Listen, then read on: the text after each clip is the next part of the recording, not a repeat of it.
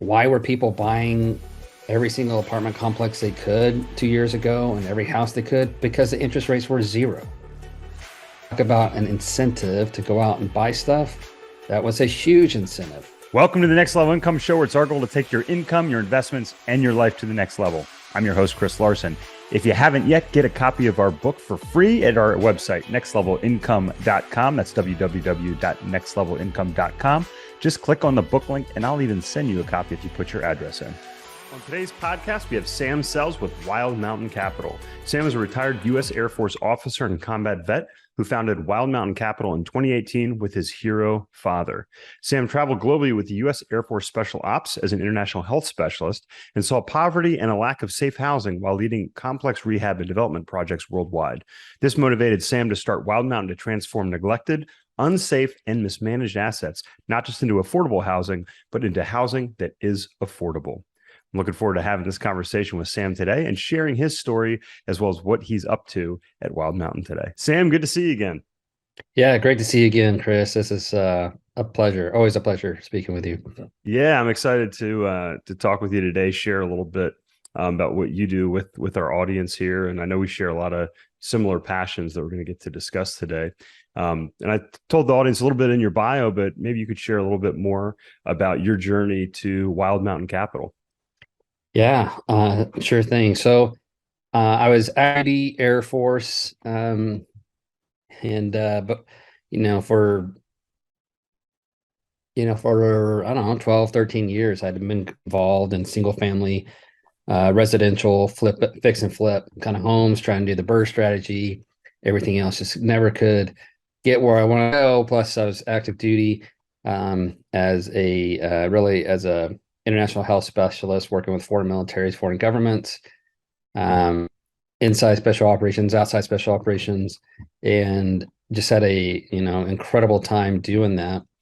But got some writing on the wall saying that it was time for the military to was thinking about exiting me a little bit early because of some health conditions, and I was like, I'm ready to do this yet. So as it so happens, I started thinking back again to real estate and what I wanted to do, and it just turned into I can't get there through single family homes. So I got into real estate, talked to my dad, and we started a company, and that's it.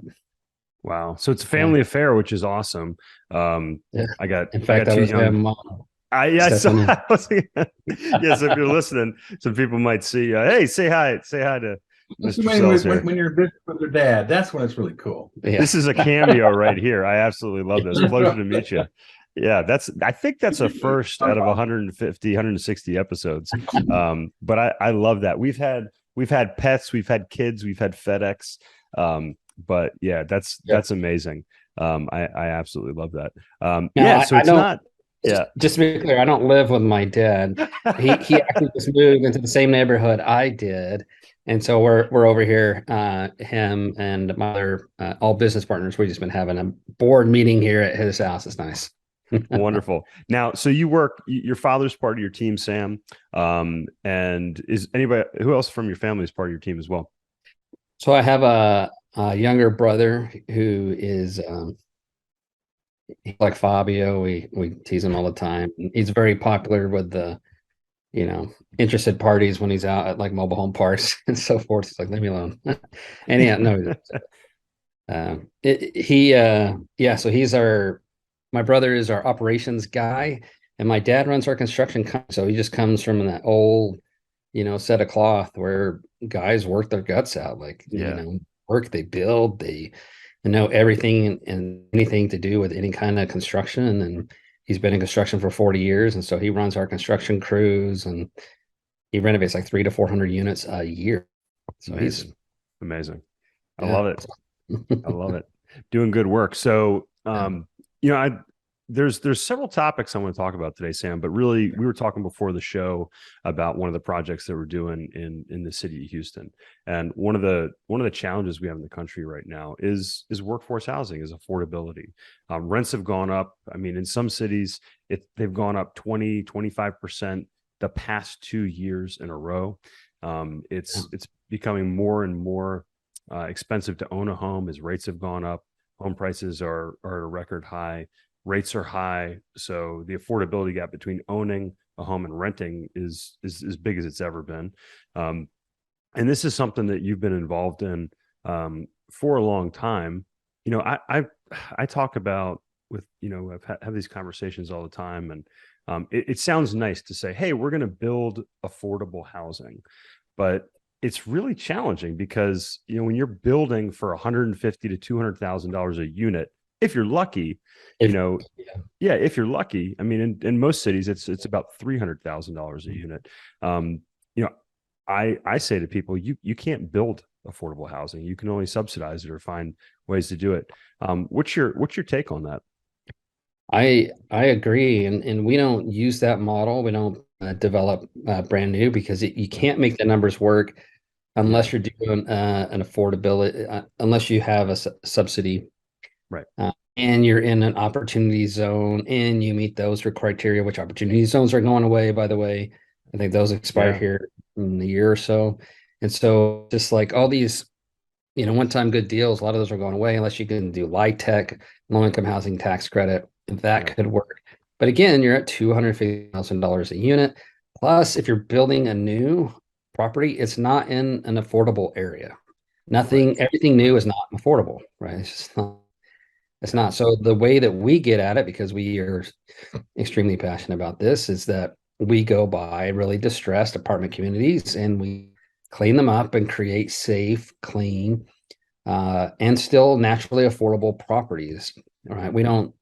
Um, we don't gentrify. We don't take, a warehouse and turn it into yuppie apartments that are super cool and awesome that I like to stay in because those things are just super cool, right?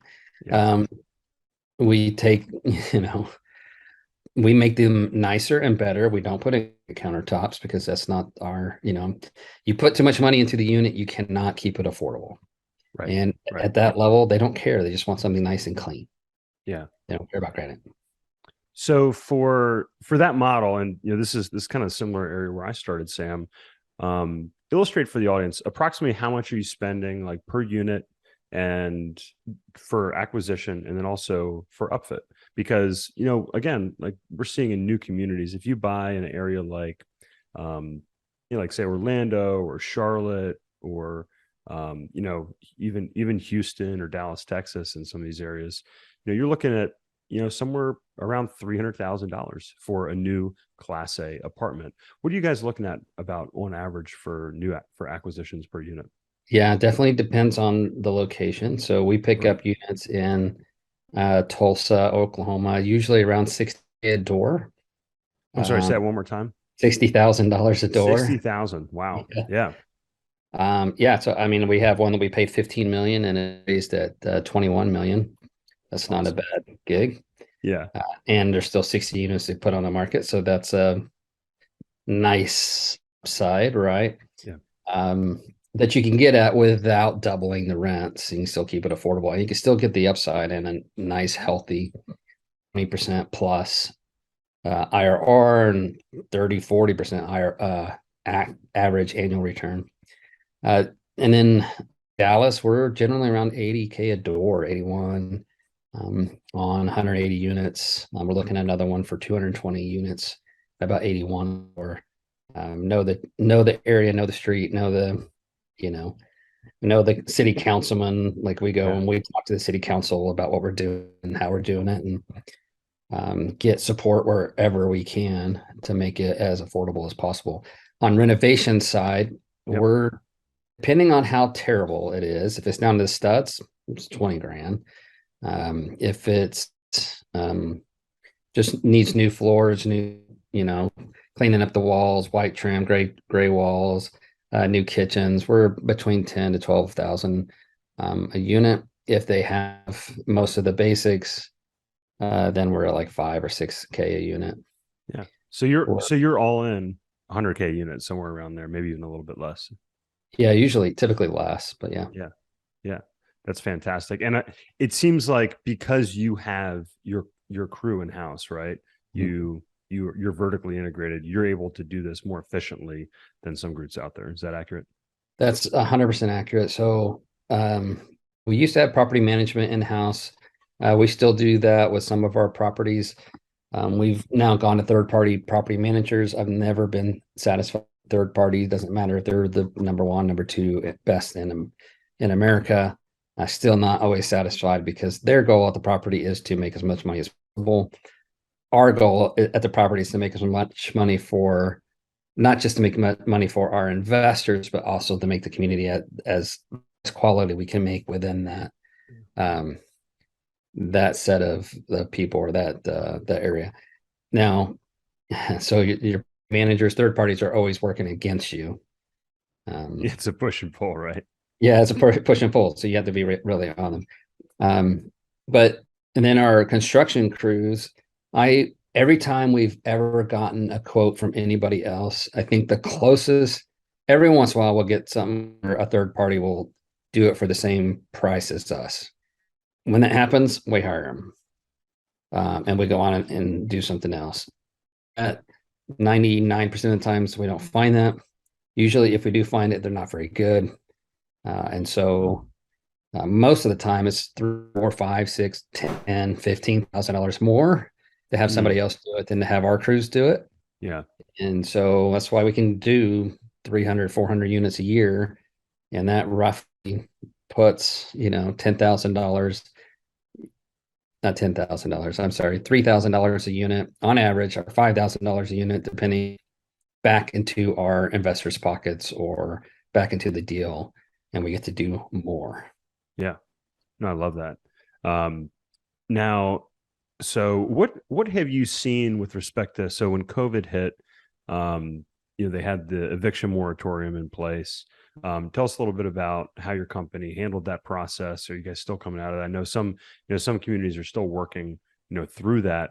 How did that affect your company, and how did that affect your residents, and how did you work with your residents to get through that period?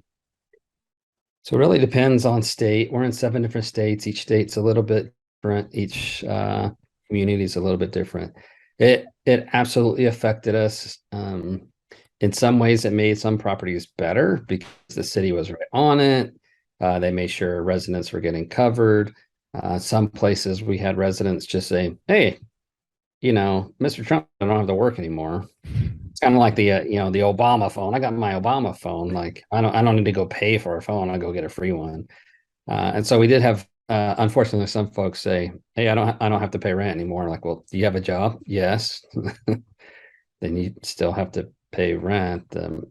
So, but during this time, it was awesome because we were able to go to cities, state government, whomever, and get rent for residents who are struggling. And in a lot of ways, that just made life so much better because now we have a third party that pays rent. We get to help the resident. The resident gets to stay. Their kids get to go to the same school. Their kids have better educational outcomes. The residents have better health outcomes. And, we get a more secure, stable community. And look, we do evict people. I don't like the process. Uh, Nobody in my family likes evicting anybody. Yeah. But sometimes people just are not ready. They're not ready, or they won't work with us to go find somebody to help them. We work with tons of charities. Every charity you can think of, from religious charities, women in crisis, um, state-run charities, and so forth. Yeah, it's one of those things that's challenging, right? Like you mentioned, you're improving the neighborhoods, and with improving the neighborhoods, there's certain people that don't want to participate in that. But Right. if they're bringing crime along with them, that's not something that's acceptable in a Right. neighborhood, right? And if you allow that in, I know you know this, then that means you're probably not going to be bringing somebody in that's going to be appreciative of the community, that's going to bring a better attitude, better family, and probably better habits when it comes to paying rent and taking care of the property and those sorts of things. Do you what are some of the nice, I'd say, like, yeah, I could say, like, hey, give me some horror stories, which we certainly have some of those, but people can read those in the papers. What are some of the best stories that you've seen come out of these communities that you've improved, Sam? Yeah, so I'll tell you just some that I've heard recently that stuck out to me. One of them, um, a gentleman I've been working with for quite a long time, veteran of Vietnam. Just he could not hold a job. He just could never hold a job. But we had him getting Section 8 rent. So it's a vouchers, not a Mhm. assigned program where we work with the city, or we have a work with the city. It's just we let them know that we accept Section 8 vouchers. Residents are still residents. They still have to abide by the rules and so Mhm. forth. They don't abide by the rules, then they have to fix themselves or they have to leave the property. That's just how it goes, right? Our rules are not tough. They're not tough. It's got to be, yeah. Anyways, a good human to a certain extent.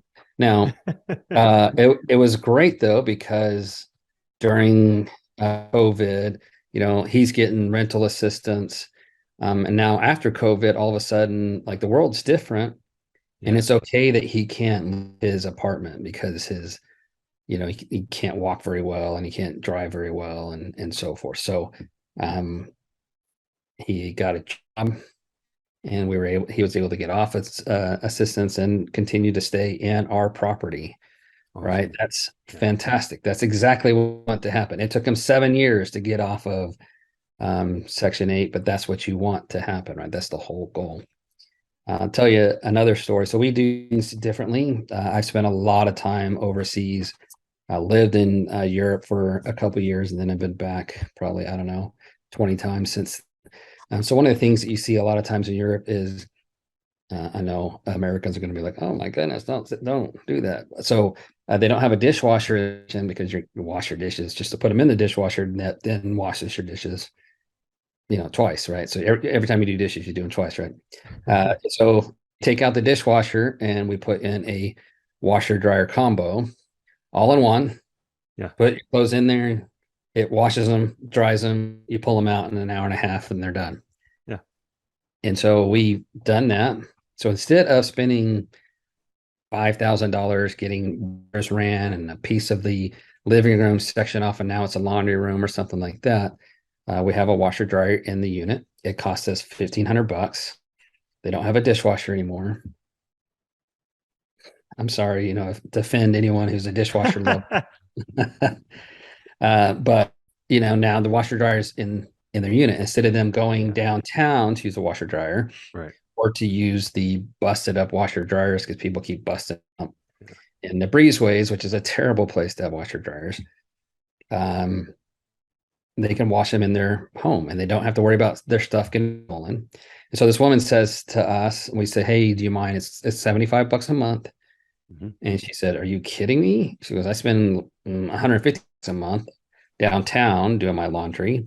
I can't do Wow. it in the breezeways because people keep stealing my clothes." Mm. Who steals clothes? But Yeah, okay. that's a little. Well, there's Yeah. that dude that worked with the nuclear team in the White House, right? That stole. Yeah. Oh, There's a yeah. bunch. Yeah. Just it's like people are weird. We're There's some all interesting weird, people out there. but yeah, some people are just extra weird.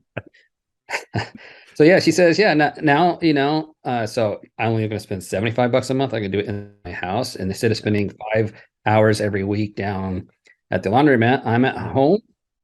I can get another job. I can go back to school. I don't have to be away at night for my kids. I mean, are you kidding? So we not only did her overall expenses come down by $75, not counting gas, but she also got 5 hours back in her life.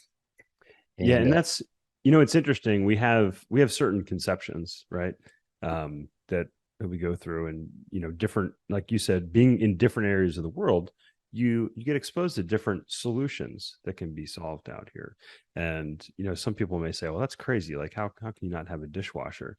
But if you have the option, like you said, to regain that time for that. And if you're a single person, or you have a couple people in the house, like, when you have teenage kids, it's crazy, right? It's like you got to do yeah, dishes every day, but it's not that bad. Or maybe you eat at the office, right? Or you're eating at yeah, work. And when I was working at the hospital, I was on call. I some days I didn't eat any meals at home. So it's kind of irrelevant. Whereas I sure would like to be able to do my laundry at home and do that. So I love stories like that. And I think, a lot of people that listen to this podcast, they've not necessarily had to be in that sort of situation. But we're so spoiled these days. Everybody has Yeah. their own bedroom. We have our own bathrooms. I just look at the house I grew up in. You share a bathroom, you share a bedroom, sometimes with multiple people in it. And we have a lot of luxury these days, that is afforded to most people, in this country. I'm going to push back a little bit, Sam. So, one of the things is, and I heard this, when we were getting started, I'm sure, people have seen you and said, "Oh, Sam, you're just buying up these apartments. You're a slumlord." Oh, What do yeah. you've already given a lot of great stories. You've talked about your view and how that's different. How is what you were doing different than a quote unquote slumlord that's out there? We bought properties from slumlords, and over time, my conception has changed quite a bit. There are people who definitely are slumlords, like Yeah. um, certain folks from certain countries. Their culture is to not spend a single penny on anything on the property. Like they won't anything, and the property deteriorates and it turns into a slum, right? And then Yeah. they're constantly chasing people, and it's partially occupied. That's one type of slumlord. Another type of slumlord, this is going to be a shocker, are REITs, real estate Hmm. investment trusts. Hmm. REITs, Interesting. after they do their business plan, Yeah. if they're holding onto this property for 10 years or 20 years in the REIT, all of a sudden it stops being in the newsletter on the REIT. Right? Only their best and brightest, shiniest properties are in there, and everyone's like, "Oh, look at this! I own a piece of a property in Miami on the beach. Yeah, that's great." You also own a slum in pick your town, USA, Yeah. and they don't know that because the REIT is not going to spend a single penny on the property for construction because they've already executed that in the business plan, and now Right. it's going to affect the bottom line. And so that's the way they look at it. Now, Hmm. they could pump more money into it, but a REIT doesn't make money that way. They make money by bringing in more people, billing the size of their REIT, and they make their 2% off the top plus blah, blah, blah. So they don't make money that way. They make money. They don't make money by taking care of the residents. They don't make money by taking care of the property. They make Yeah. money by having money. Now, so that's two. Three, there's guys who get it in over their head. Right? They buy a property, they make a little bit of money, they buy a property, and then they don't know what to do. And they're just like, I really want to do something here, but I don't know how to go get the right debt. I don't know how to raise money from other people. I don't know how, I don't even know what the word syndication means. I don't know any of this other stuff. And so they are trying, like we bought this 180 unit, and the guy who owned it, he was doing the repairs himself. So this is a 180 unit apartment complex in Dallas, and he's doing the repairs himself. Hadn't fixed, Management, maintenance. That's impressive. Yeah. Not in a yeah, good way. not in a good way, right? Yeah. He was still worked his job with the oil company. So is he a slumlord? I guess, right? But he's trying the best he can. Now, Yeah. there are Probably slumlords, more undercapitalized, right? Yeah. right? He's Yeah. undercapitalized and he doesn't know how to capitalize. Yeah.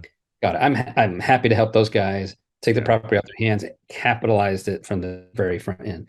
Now, if you say, like, for example, that same property, if you came and saw it when we first saw it, when the day I drove, I saw a drug deal going down. I saw there were 6 active sewage leaks where sewage was coming out onto the Ooh. property. Ooh. The nasty.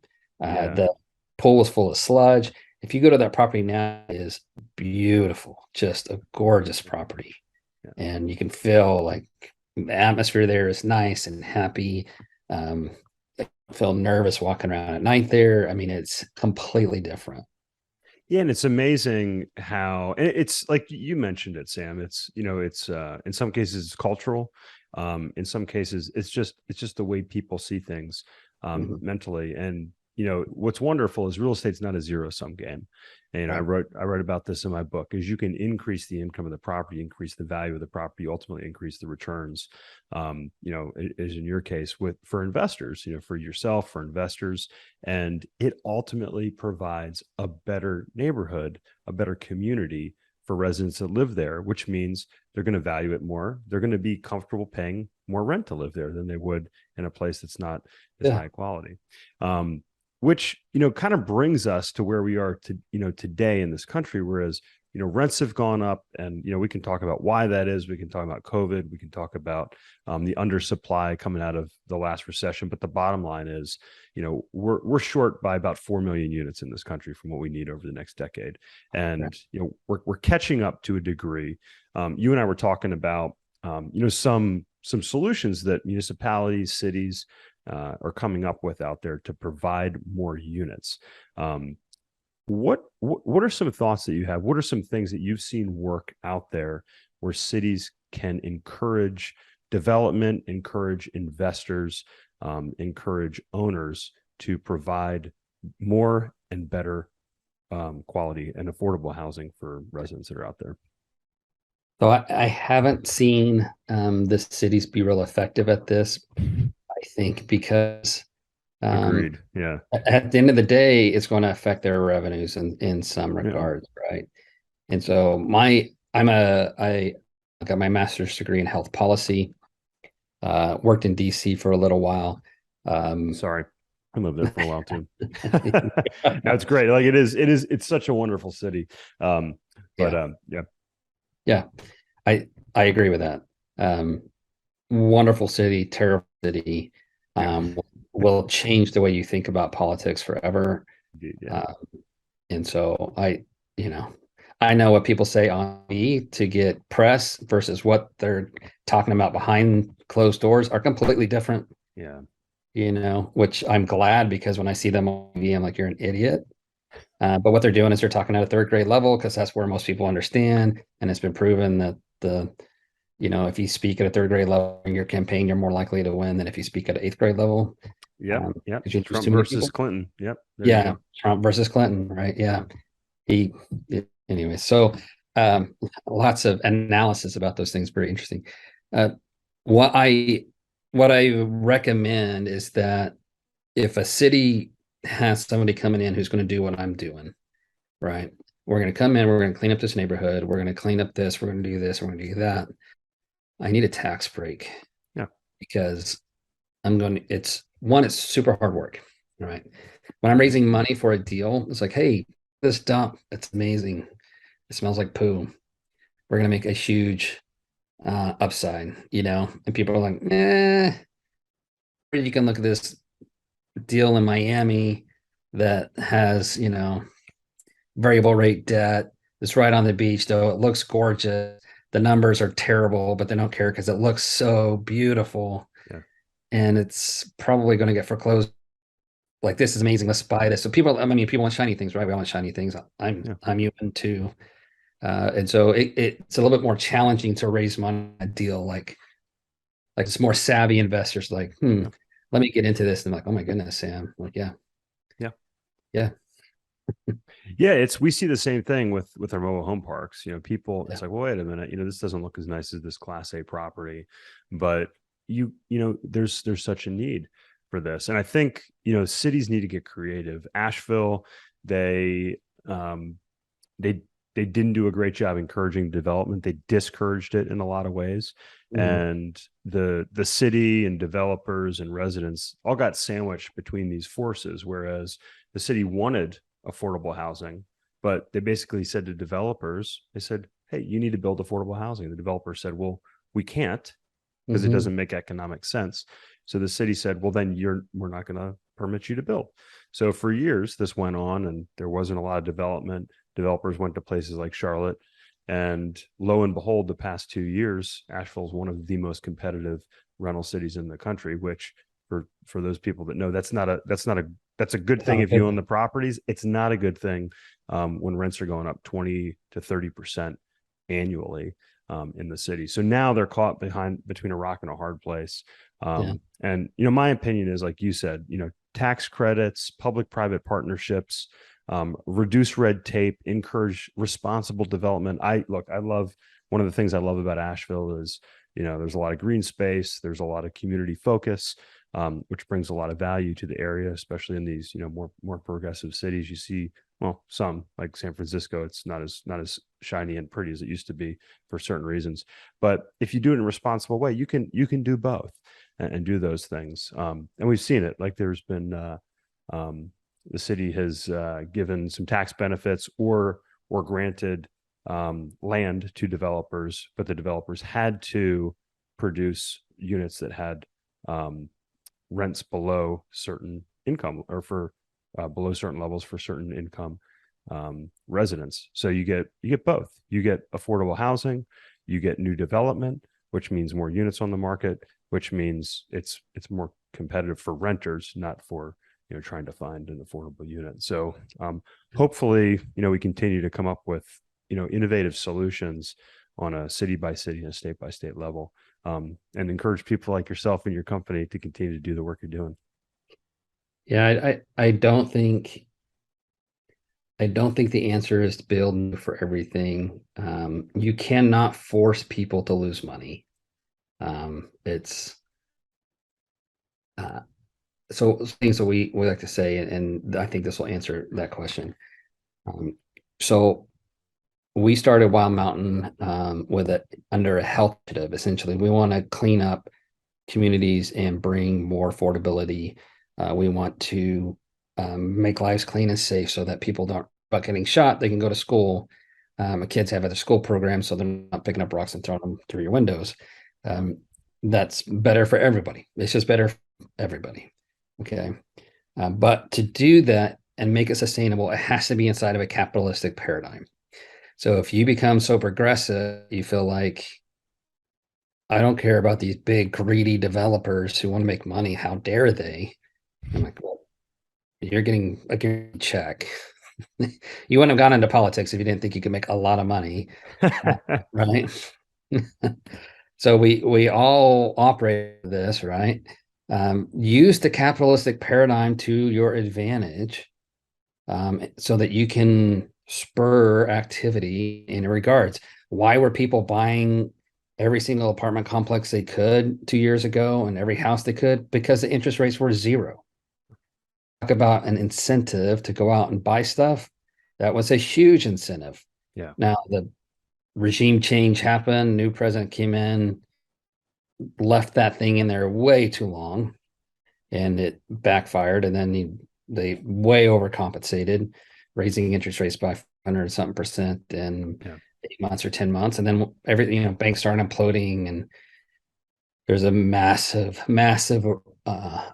implosion still coming. Yeah. We've had this whipsaw effect. One of my favorite stories, John Mackey wrote a book, Conscious Capitalism, and very, very idealistic, Whole Foods. And he was telling a story in the book about, I think it was Stonyfield, the yogurt company. And I'm either paraphrasing or maybe I'm mixing up companies, but they were talking about when the company struck a deal with Walmart, and all the guy's friends said, "What are you doing? Walmart's the enemy." And he said, "What's our mission?" He said, "Our mission is to, get this organic, dairy product, this organic yogurt, into the hands of as many people as possible." He said, "Walmart's the biggest retailer, the biggest grocer in the country." He goes, "We just did more with this one deal than we've done in the entire existence of our company." They said, "What's wrong with that?" And that's what I love about what you do, Sam. You can do good. You can make money. I love the concept clean money that we talked about on your podcast. Share a little bit more with the audience about your podcast and how people can get in touch with you and Wild Mountain Capital if they want to learn more about your projects. Yeah, thanks, Chris. So I have a podcast, Clean Money. As you said, you can find me on Instagram at Clean Money Sam. One of the things I like to talk about is this concept of impact investing inside of the capitalistic paradigm. So in a way that you actually make money. So if you knew you could invest, let's say $100,000, and not only are you going to make an average, 20% annualized return or whatever, you're also going to put that money with a group who's going to go out and legitimately cares and is passionate about helping the community. So through strong governance, through targeted rehab, keeping our costs low, we're able to make this a profitable endeavor. It's the only way it can become sustainable.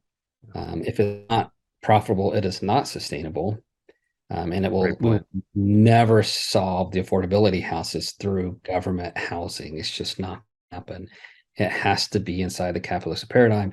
It has to be a way to profit and for investors to see that. So I think, for anyone who's thinking about investing or thinking about working inside of real estate, come talk to you, Chris, come talk to me, and let us share with you like how you can make a difference with the money, with your investment dollars. Mobile home parks, we do mobile home parks. We apartment buildings. I mean, this is where poor people are at. And that's where you have to go. So if anybody wants to reach out to me on LinkedIn, Samuel Sells, Instagram, Clean Money Sam, you can reach out to me, Sam at Wild Mountain Capital. Feel free to reach out. And I'm a little excited. We started our coaching program. We revitalized it, made it really big and strong. And now we're really focused on teaching how to be savvy syndicators in a way that they can change communities and make them better. Love it. So, yeah. Love it. No, and I think, look, if, whether you want to be sustainable from a capitalistic perspective, a financial perspective, or you want to be sustainable from an ethical perspective, because, as people know, like the biggest risk to a company, aside from, running out of money, is having a big corporate scandal, right? That brings down the entire company. So you have to have both the financial side, you have to have the ethical side. And Sam, you guys are doing that at Wild Mountain Capital. Thank you so much for sharing your story and what you guys are doing on our podcast today. Thank you, Chris. Absolute pleasure. Likewise. Hey, Chris here again. I hope you found this episode valuable. Now, I have one more thing to gift you. We have a page for my coaching clients where you can get a free copy of my book, as well as much more from previous guests on the show. Just check out nextlevelincome.com/coaching to get a free copy of my book, audiobook, and much more. I'll send you a copy of my book and cover all the shipping costs as a thank you for listening to the podcast. Also, please like, share, and take just 90 seconds to give us a rating on Apple Podcasts.